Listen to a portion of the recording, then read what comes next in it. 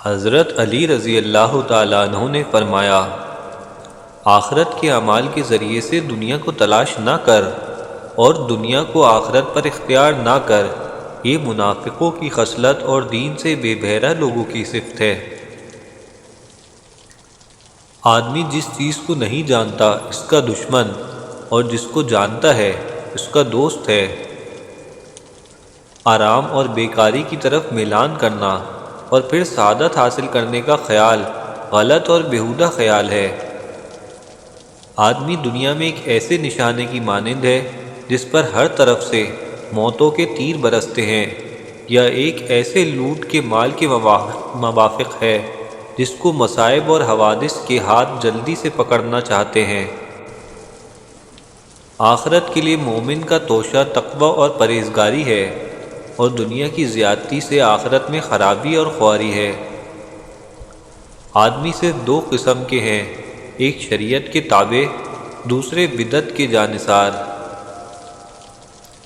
تین چیزیں ایمان کو مکمل تباہ کر دیتی ہیں: امیروں کی محفل، عورتوں کی صحبت اور جاہلوں سے بحث۔ آخرت میں حساب ہوگا اور وہاں عمل کا کوئی موقع نہیں۔ آدمی کا تاج اس کی پاک دامنی اور اس کی زینت اس کا انصاف ہے۔ آرام اور عافیت کا دوام اللہ تعالیٰ کا نہایت عمدہ عطیہ اور بندے کے لیے نہایت بہترین حصہ ہے۔ آدمی کی مصیبت اس کی زبان میں ہے، اور اس کی گفتگو اس کے دل کی قوت کو ظاہر کرتی ہے۔ اپنی آخرت کے لیے کوشش کر کہ وہاں اچھا ٹھکانہ ملے، اور آخرت کو دنیا کے عوض مت بیچ۔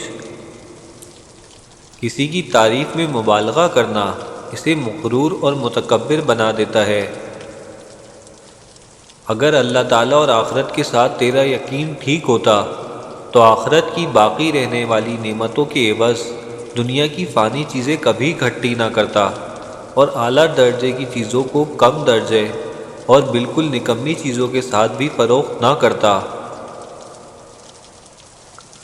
آدمی کے دین و ایمان کے مطابق اسے دنیا کی مصیبتیں پیش آتی ہیں، یعنی جس قدر زیادہ کامل ایمان ہو اسی قدر زیادہ مصائب پیش آتے ہیں۔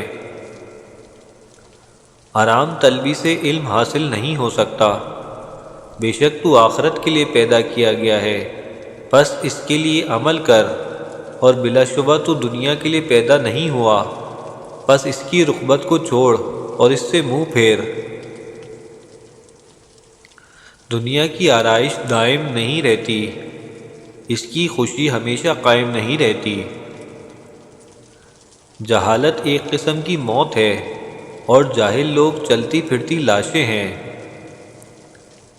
ایسا نہیں ہوتا کہ کسی آدمی پر دنیا کی عیش اور خوشحالی کی برسات ایک دراز زمانے تک برستی رہے اور پھر اس پر مصیبتوں اور تکلیفوں کی بارش کی بوچھاڑ نہ پڑے۔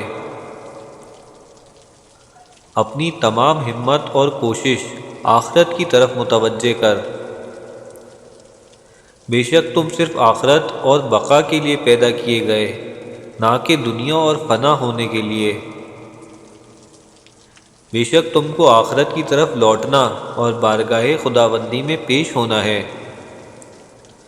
تین انسان تین چیزوں سے ہمیشہ محروم رہیں گے: غصے والا صحیح فیصلے سے، جھوٹا عزت سے، اور جلد باز کامیابی سے۔